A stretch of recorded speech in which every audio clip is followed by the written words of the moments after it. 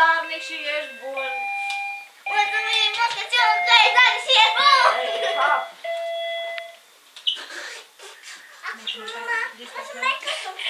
Dar cântă la microfon, mama. Bravo, Teo, bravo. Ibi, vrei să mai cânte un cântec? Hai, un cântec de leagă. Oh, Doamne! Hai, cântă. Hai, cântă, mama.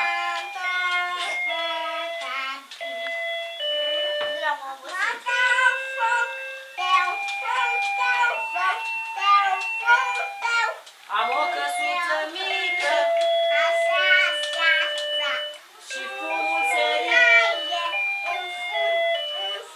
Și fumul se ridică și bat la ușa.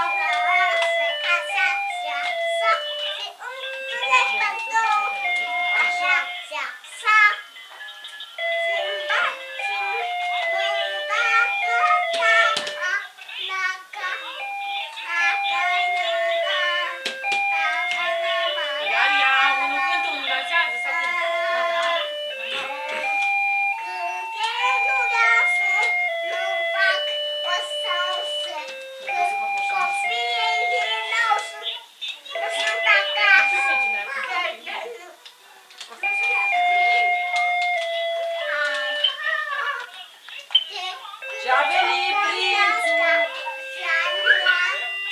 pe albă ca zăpadă. Și ce a făcut?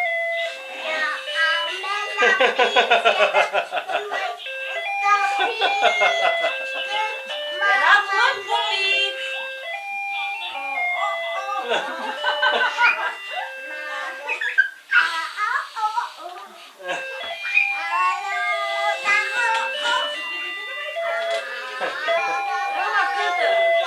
Și pe Digi ce-au făcut pe Digi? Și mie și mie.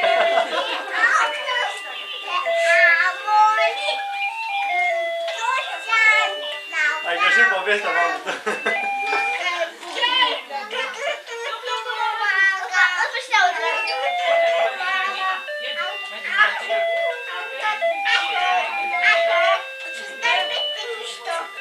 No, no,